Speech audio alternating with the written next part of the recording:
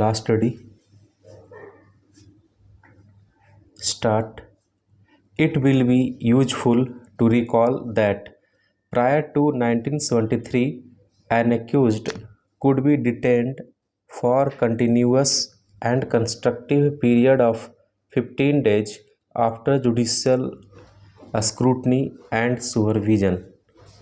The CRPC of 1973 contains a new proviso which has the effect of circumscribing the power of the magistrate to authorize detention of an accused person beyond a period of 90 days, where the investigation relates to an offence punishable with death, imprisonment for life, or imprisonment for a term of not less than 10 years, and beyond a period of 60 days, where the investigation relates to any other offence, drawing support from the observations contained in the judgment of Honorable Division Bench in Gopal Singh versus State of Bihar 1986 for SCC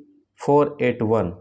We are spurred to extrapolate the proviso of section 167(2) of the CRPC 1973 to moderate suspension orders in cases of departmental disciplinary inquiries also.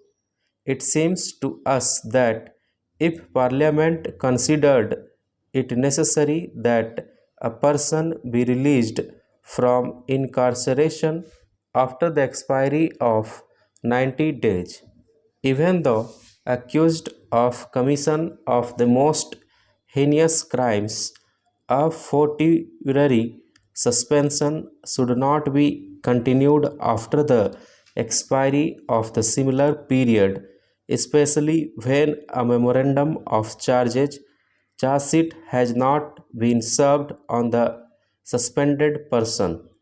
It is true that the proviso to section 167(2) CRPC postulates personal freedom, but respect and preservation of human dignity as well as the right to a speedy trial should also be placed on the same pedestal. We therefore direct that the currency of a suspension order should not extend beyond 3 months if within this period the memorandum of charge sheet is not served on the delinquent officer employee. If the memorandum of charge sheet is served, a reasoned order must be passed for the extension of the suspension.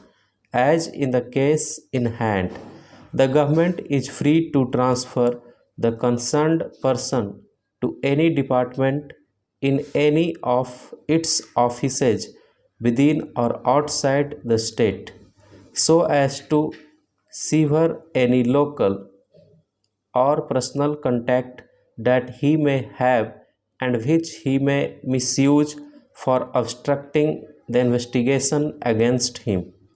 The government may also prohibit him from contacting any person or handling records and documents till the stage of his having to prepare his defense. We think this will adequately safeguard to universally recognized principle of human dignity and the right to a speedy trial, and shall also preserve the interest of the government in the prosecution.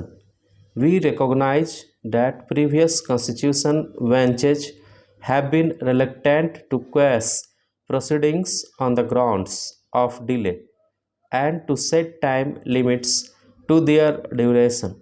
However, the imposition of a limit on the period of suspension has not been discussed in prior case law and would not be contrary to the interests of justice. Furthermore, the direction of the Central Vigilance Commission that pending a criminal investigation, departmental proceedings are to be held in abeyance stand superseded in view of the stand adopted by us. Stop.